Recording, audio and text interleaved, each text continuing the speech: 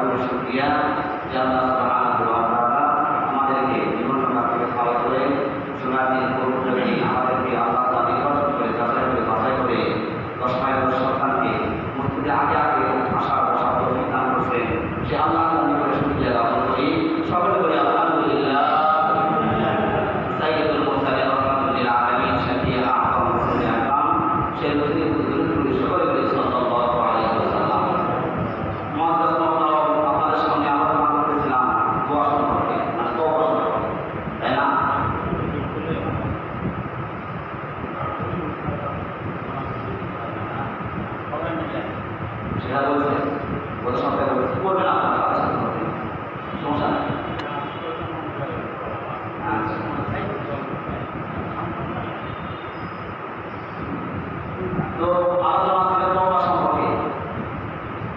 গত সপ্তাহে বলেছিলাম কিছু জায়গায় গেলে কিছু সময় আছে যে সময় দোয়া করলে আল্লাহ কবুল করে, আবার কিছু স্থান আছে যে স্থানে গেলে আল্লাহ তাআলা দোয়া কবুল করে, আবার কিছু ব্যক্তি আছে যেগুলো ব্যক্তি দোয়া করলে আল্লাহ তাআলা কবুল করে। খেয়াল আছে কি? খেয়াল আছে?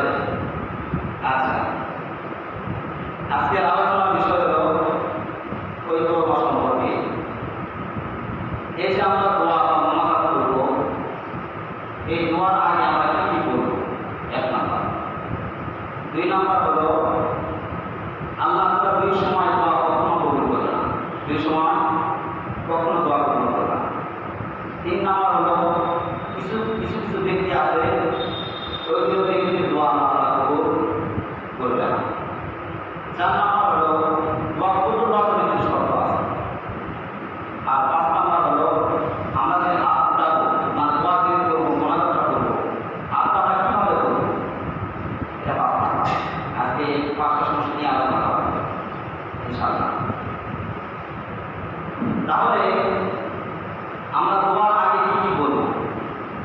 গত সপ্তাহে বলেছিলাম যে কিছু কিছু সময় আছে দোয়া আল্লাহ তাআলা কবুল করে। তার ভিতরে একটা সময় হলো কোরআন শরীফ পড়ার পরে কোনো ব্যক্তি দোয়া করে আল্লাহ তাআলা তার দোয়া কবুল করে নেয়। সুবহানাল্লাহ। কোরআন শরীফের ভিতর কিছু সূরা আছে ওদের সম্পর্কে ছিল। কোরআন শরীফের ভিতর কিছু সূরা আছে ঘটনা, যেমন মুসা নবীর ঘটনা, নূহ নবীর ঘটনা, আদম নবীর ঘটনা, মুহাম্মদ নবীর কিছু ঘটনা আছে। আবার কিছু কিছু হুকুম আছে যে সেগুলো হুকুম আহকাম মানে মানতে হবে, আল্লাহ আদেশ করতে, যেমন তোমরা নামাজ পড়ো, রোজা রাখো,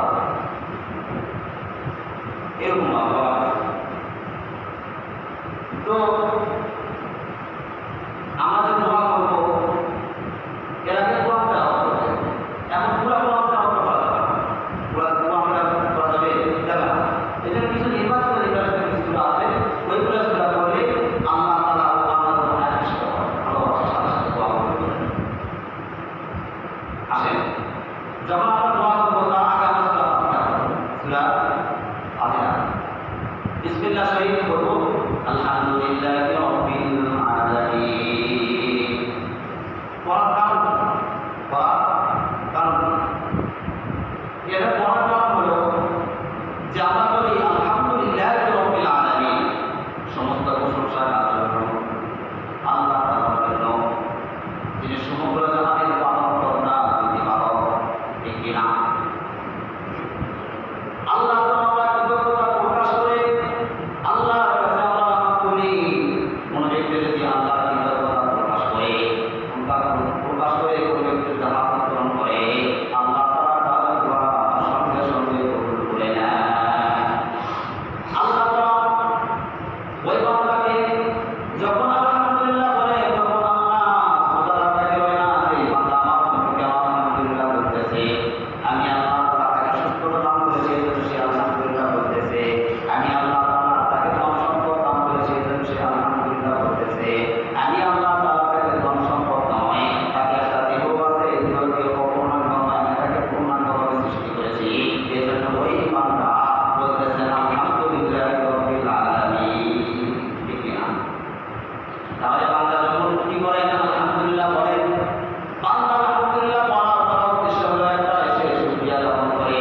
আর কোনো মানুষের কৃতজ্ঞতা জ্ঞাপন করে, অবশ্যই যার কৃতজ্ঞতা জ্ঞাপন করে সে কিন্তু খুশি হয়। ঠিক না? এই আল্লাহর কৃতজ্ঞতা প্রকাশ করলে আল্লাহ তাআলা খুশি হয়। 2 নম্বর আয়াত হলো আর-রহমানুর রহিম। রহমান রহিম অর্থ দয়ালু। পৃথিবীতে যতগুলো মানুষ আছে সবাই কিন্তু এরকম, কেউ ভালোবাসা করতে চায় না, কিন্তু আমার এমন একটা মালিক, আপনি যখন চাইবেন তখনই আপনি তাকে ভালোবাসতে পারবেন। রাতে 12টা বেজেছে, আপনি আল্লাহকে ডাকেন, আল্লাহ সাড়া দিবেন। রাতের 3টা বাজে আপনি 2 রাকাত তাহাজ্জুদ পড়ে আপনি আল্লাহর কাছে চান, দেখবেন আল্লাহ তাআলা দিয়ে দিবেন। ঠিক কিনা? আর রহমানুর রহিম বলতা দয়ালু, আমি আল্লাহর কাছে বলতেছি আল্লাহ আপনি দয়ালু, আপনি আমার উপর দিয়ে রহমত বর্ষণ করুন। সুবহানাল্লাহ। এরকম ভাবে 7 আয়াত আছে, 7 আয়াতের স্তর স্তর কথা সবকিছু বলি। 2 নম্বর হলো আমরা তিনপুর করব সূরা ইখলাস, সূরা ফালাক, সূরা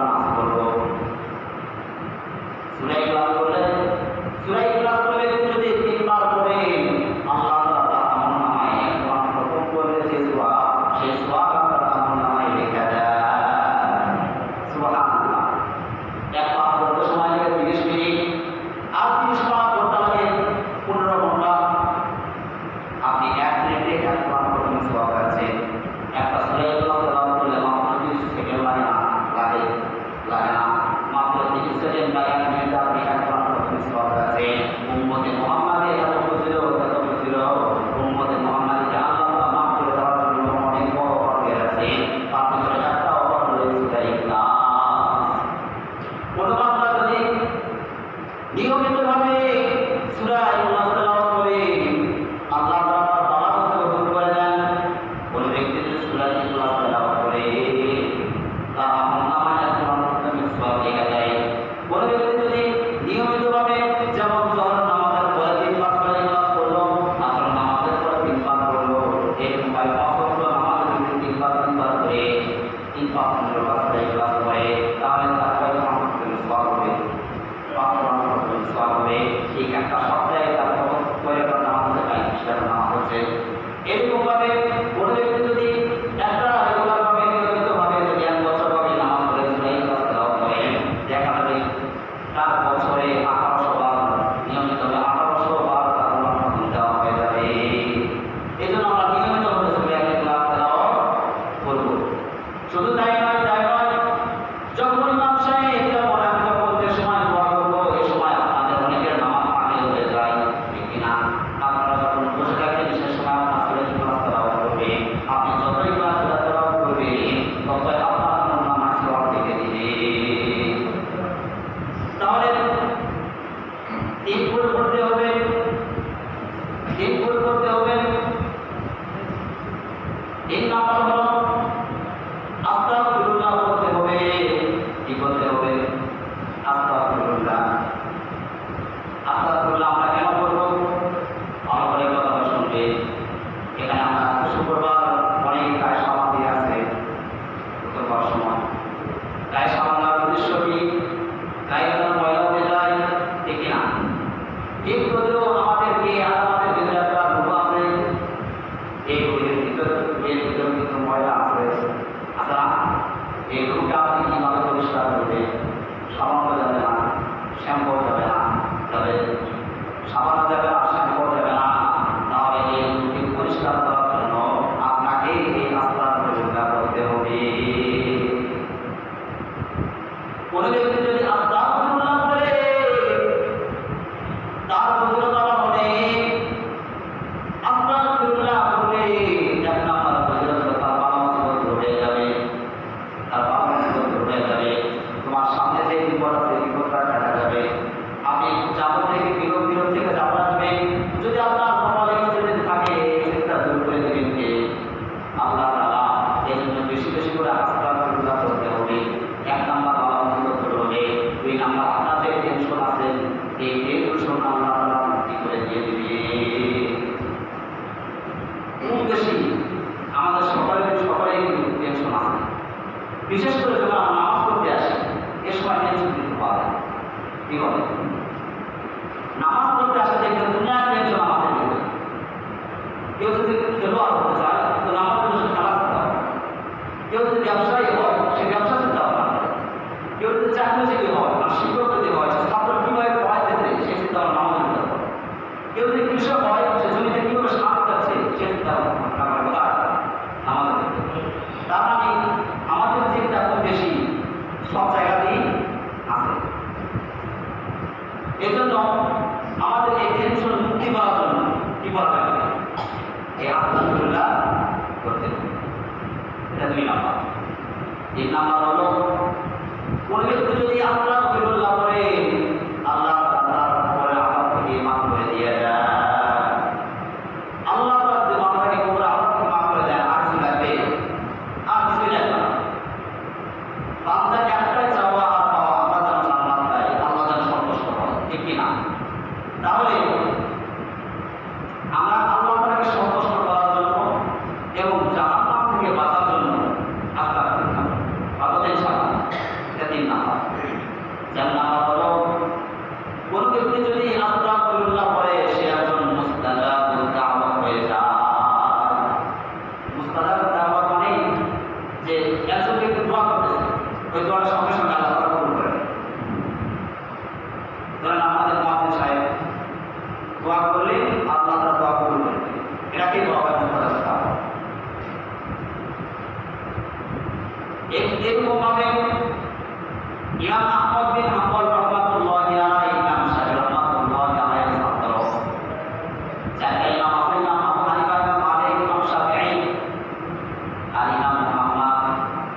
ইমাম শাফি রাহমাতুল্লাহি আলাইহির ছাত্র নাম ইমাম আহমদ বিন হাম্বল। ইমাম আহমদ বিন হাম্বল তিনি একজন বড় মুহাদ্দিস ছিলেন, তিনি বড় হাদিস গবেষণা করতেন। উনি একদিন তিনি সফরে চলে গেলেন, প্রতিমধ্যে রাতে অন্ধকার হয়ে গেল, এশারের নামাজের আযান দিল। এশারের নামাজ তিনি পড়বেন। এশারের নামাজ পড়ার পর মসজিদের ভিতরে কিছু লোক ছিল, তাদেরকে বলতেছেন যে মুসল্লিয়ানে কেরাম, আমি আজকে এই মসজিদে রাতে জামাত করতে চাই। মুসল্লিয়ানে কেরাম তো ইমাম আহমদ বিন হাম্বলকে চিনে না, ইমাম আহমদ বিন হাম্বলকে চিনে না। বলতেছে এখানে থাকা যাবে না, থাকা যাবে না, আপনি এখানে না থেকে অন্য জায়গায় দেখেন। ইমাম আহমদ বিন হাম্বল সে কথা শুনে আবার রওনা হয়ে যান। রাস্তার প্রতিমধ্যে একজন যুবকের সাথে সাক্ষাৎ হয়। এই যুবক একজন রুটি বিক্রেতা। এই যুবক খুবই রুটি বিক্রি করে, তো যেখানে রুটি বিক্রি করে সে বিক্রি করে সেখানে কিন্তু চলে আগুন জ্বলে, ঠিক কিনা? তো ইমাম আহমদ বিন হাম্বল রাহমাতুল্লাহি আলাইহি সেখানে আগুনের তাপ পাওয়ার জন্য তিনি সেখানে গেলেন। যুবককে বলতেছেন, যুবক আমি এখানে একটু তাপ পাওয়াতে চাই, আগুনের একটু তাপ দিতে চাই, তুমি কি বলো? ঠিক আছে, আপনি আগুনের তাপ পাওয়াচ্ছেন, কোনো সমস্যা নেই, আপনি এখানে থাকেন এবং এই আগুনের তাপ আপনি উপভোগ করেন। ইমাম আহমদ বিন হাম্বল সেখানে বসে যায়। ইমাম আহমদ বিন হাম্বল ওই যুবকের দিকে তাকায়। যুবক রুটি খামিরা তৈরি করেন, রুটি তৈরি করেন, আর রুটি যেন করেন, রুটি যেটা আসেন যেটা তাকে রুটি দেয় আর বিদায় করে দেয়, কি যেন করেন, রুটিটা চুলায় দিবেন, এই সময় কি যেন করেন। ইমাম আহমদ বিন হাম্বল একে অবাক হয়ে গেলেন, হাইরে যুবক সবসময় নড়ায় ব্যাপার কি? কিছুক্ষণ পর ইমাম আহমদ বিন হাম্বল রাহমাতুল্লাহি আলাইহি যুবককে জিজ্ঞাসা করেন, যুবক তুমি সর্বদা কি করো? তখন ইমাম আহমদ বিন হাম্বল বলেন, আমি সর্বদা আস্তাগফিরুল্লাহ বলি। ইমাম আহমদ বিন হাম্বল বলেন, অবাক হয়ে গেলেন, সর্বদা আস্তাগফিরুল্লাহ বলেন, আমার তো তাসবিহ আছে, সুবহানাল্লাহ, আলহামদুলিল্লাহ, আল্লাহু আকবার আছে, এগুলো করো না কেন? আরে তুমি আস্তাগফিরুল্লাহ পড়ো কেন? তার ভিতরে একটা কৌত হয়ে গেল। ইমাম আহমদ বিন হাম্বলকে ইমাম আহমদ বিন হাম্বল পুনরায় জিজ্ঞাসা করলেন, এগুলো তাসবিহ আছে, করেন না কেন? এটা করেন কেন? বলেন যে আমার যদি গুনাহ থাকে আল্লাহ আমার সেই গুনাহ মাফ করে দেয়। সুবহানাল্লাহ, নফল পড়া ইবাদত, আর গুনাহ আমার কবিরা সগীরা যদি কোনো গুনাহ হয়ে থাকে আল্লাহ তাআলা আমাকে গুনাহ মুক্ত করে দেয়। শুধু তাই নয়, যুবক বলতেছে, ইমাম আহমদ বিন হাম্বলকে বলতেছে যে আমি আস্তাগফিরুল্লাহ বলে মুস্তাজাবুদ দাওয়া করেছি, মানে আমি যখনই দোয়া করি তখনই আমার আল্লাহ তাআলা সেই দোয়া কবুল করে না। সুবহানাল্লাহ। যুবক বলতেছে, আমি অনেক দোয়া করেছি, সব দোয়া কবুল হয়েছে, কিন্তু মাত্র একটি দোয়া কবুল হয় না। কয়টা দোয়া? একটি দোয়া কবুল হয় না। ইমাম আহমদ বিন হাম্বল অবাক হয়ে গেলেন, সকল দোয়া কবুল হয়েছে, আর একটি দোয়া কবুল হয়নি। দেখি আমি তাকে জিজ্ঞাসা করবো, তার ভিতর কৌতূহলী জানলো। কিছুক্ষণ পর ইমাম আহমদ বিন হাম্বল যুবককে জিজ্ঞাসা করে, যুবক বলো তোমার কোন দোয়া কবুল হয় না, আমাকে যদি সেটা জানতে তাহলে আমি খুবই খুশি হতাম। যুবক বলতেছে, আমাদের এই শহরের ভিতরে একজন বড় আলেম আছেন, জান্নাত, ইমাম আহমদ বিন হাম্বল। আমি আল্লাহর কাছে দোয়া করেছিলাম, আমি তার দরবারে গিয়ে তার কপালে যেন একটা সম্মান করতে পারি। আমার আল্লাহ তাআলা এই দোয়া করেছিলাম, কিন্তু আমার আল্লাহ তাআলা এই দোয়া কবুল করে নাই। ইমাম আহমদ বিন হাম্বল কিন্তু সামনে উপস্থিত। ইমাম আহমদ বিন হাম্বল বলতেছেন, এই যুবক তুমি যে দরবারে গিয়ে আমার সাথে দেওয়া করাছে, আমি ইমাম আহমদ বিন হাম্বল তোমার দরবারে আমি উপস্থিত হয়েছি। ইমাম আহমদ বিন হাম্বলকে দেখে যুবক কান্না করে, যুবক কান্না করার পর তিনি কিছুক্ষণ পর ইমাম আহমদ বিন হাম্বলের সাথে মুআমালা করলেন এবং কপালে চুম্বন করলেন। সুবহানাল্লাহ। এজন্য মুস্তাজাবুদ দাওয়াত হতে হবে। এখানে একটা শিক্ষণীয় কথা আছে, সেটা হলো সে একজন যুবক, সে কিন্তু বড় হাফেজ না,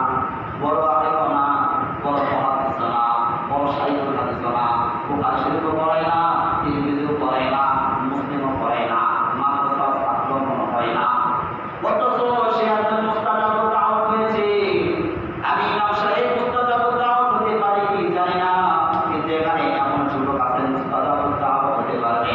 মনে রাখবে, স্কুলে পড়লে মুস্তাজাবুদ দাওয়াত হওয়া যায়, কলেজে পড়লে মুস্তাজাবুদ দাওয়াত হওয়া যায়, আফ্রিকাতে পড়লে মুস্তাজাবুদ দাওয়াত হওয়া যায়, আবার মাদ্রাসাতে পড়লে মুস্তাজাবুদ দাওয়াত হওয়া যায়। এজন্য আমরা সকলে মুস্তাজাবুদ দাওয়াত হবো তো ইনশাআল্লাহ। তাহলে আমাদেরকে কি করা লাগবে? আস্তাগফিরুল্লাহ করতে হবে। তাহলে দোয়া করার আগে কি কি করতে হবে বললাম। আর যদি পারেন সূরা ইয়াসিন পড়বেন, আর যদি পারেন সূরা ফাতিহা সেজদা করতে পারেন। এগুলো দোয়া করার আগে করতে হবে। আর ৫ নাম্বার হলো আপনাকে দুরূদ শরীফ করতে হবে। মান সাল্লা আলাইহি ওয়াহিদাতান সাল্লাল্লাহু আলাইহি আশরা। কোন ব্যক্তি যদি রাসূলুল্লাহ সাল্লাল্লাহু আলাইহি ওয়াসাল্লাম বলেন, কোন ব্যক্তি যদি আমার প্রতি একবার পড়ে, আমি আল্লাহ তাআলা তার 10টি গুনাহ মাফ করে দিয়ে দেই। শুধু তাই নয়, কোন ব্যক্তি যদি একবার দরুদ শরীফ পড়ে, আমি আল্লাহ তাআলা নামায় 10টি সওয়াব লিখে দেই। শুধু তাই নয়, কোন ব্যক্তি যদি একবার দরুদ শরীফ পড়ে, পরবর্তী আমার আল্লাহ তাআলা 10 বার রহমত বর্ষণ করে। তাতে বলুন অদ্দুতা হারি বরকামাল আনতা রব্বি আনতা হাসবি সুল জালাল। তুই কাদের জলিলুল্লাহ জাহাদার, বরহালে তুই মেরা একাদার। তাহলে বলতেছিলাম দোয়া করার আগে কি কি করতে হয়, এক নাম্বার ছিল। 2 নাম্বার কথা হলো, কিছু 2টি সময় আছে, এই 2 সময় আল্লাহ তাআলা কখনোই দোয়া কবুল করবে না। 1 নাম্বার সময় হলো যখন আপনার কাছে আজরাইল আসবে। এই আজরাইল যখন আজরাইলকে আপনি যখন দেখতে পারবেন, সে সময় যদি আপনি তওবা করেন, এই তওবা কিন্তু আমার আল্লাহ কখনো কবুল করবে না। মুসা আর ফেরাউন, মুসা যখন নীল নদ পার হয়ে গেল, ফেরাউন নীল নদের মধ্যবর্তী স্থানে পড়ে গেল। যখনই 2 সাইড থেকে পানি যখন তাকে আক্রমণ করলো, তখন তিনি ভয় পেয়ে গেলেন। তখন ফেরাউন বলেছিলেন যে আনা মিনাল মুসলিমিন, আমি মুসলমান হয়ে গেলাম। যখন মৃত্যুবরণ করবে, তখন সে কি হলো? মুসলমান। তাহলে তোমরা কি কবুল হয়েছে? না। 2 নাম্বার হলো, সকলে জানেন কারণ নামে একজন ব্যক্তি আছে খুবই কৃপণ। আল্লাহ তাআলা তাকে অসংখ্য সম্পদ দিয়েছিলেন।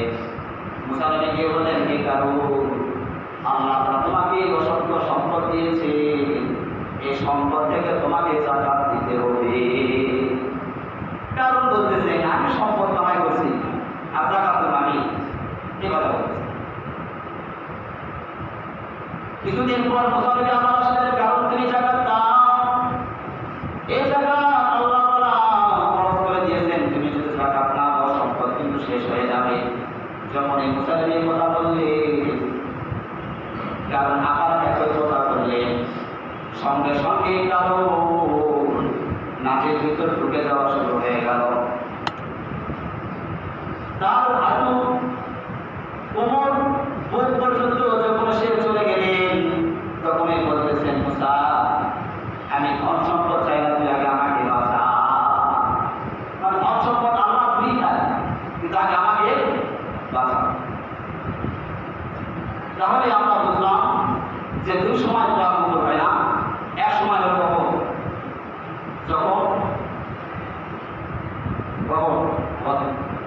যখন আজরাইল আসবে। আর 2য় সময় যখন সূর্য পশ্চিম দিকে উঠবে। এখন সূর্য কোন দিকে ওঠে? পূর্ব দিকে ওঠে না। আর এমন সময় আসবে সূর্য পশ্চিম দিকে উঠবে। যখন সূর্য পশ্চিম দিকে উঠবে আর ডুববে কোন দিকে? পূর্ব দিকে।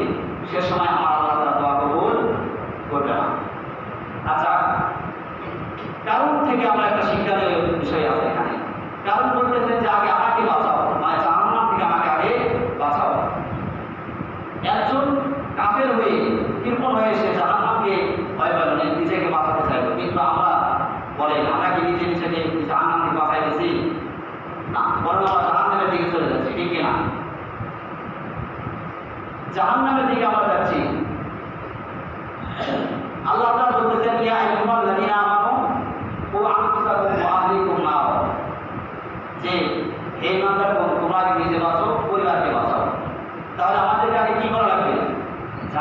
থেকে নিজেকে বাঁচতে হবে, কিন্তু আমরা নিজে জাহান্নাম থেকে বাঁচতেছি না, বরং আমরা জাহান্নামের দিকে চাইতেছি। এজন্য আমরা বেশি বেশি করে আল্লাহর কাছে দোয়া করবো, আল্লাহ আমরা যেন জাহান্নামে না যাই। কারণ ইনশাআল্লাহ 3 নম্বর কথা ছিল যে কিছু কিছু ব্যক্তির দোয়া কবুল হয় না, কিছু কিছু ব্যক্তির দোয়া কি হয় না, কবুল হয় না।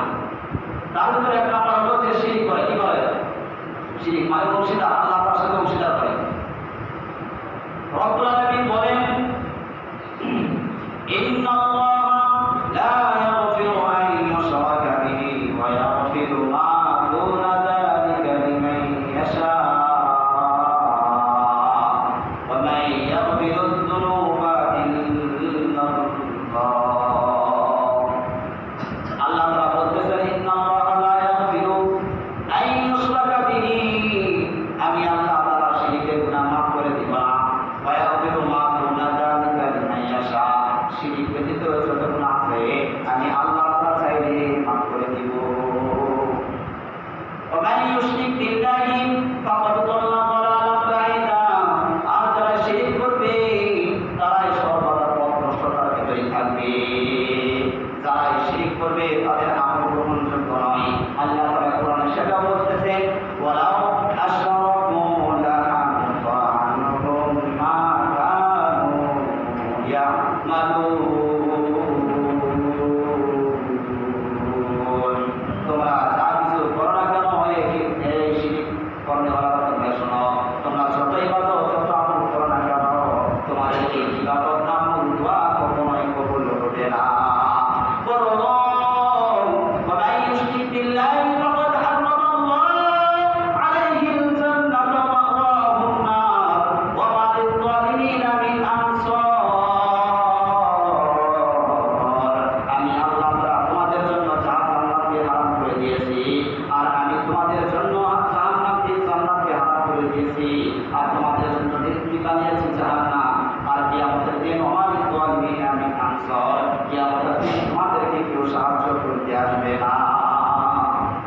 তাহলে 1 নম্বর যে ব্যক্তি দোয়া কবুল হবে না, তার 1 নম্বর কে, যে শিরিক করবে। তাহলে আমরা সকলে শিরিক থেকে বেঁচে যাবো, ইনশাআল্লাহ। বাকি যা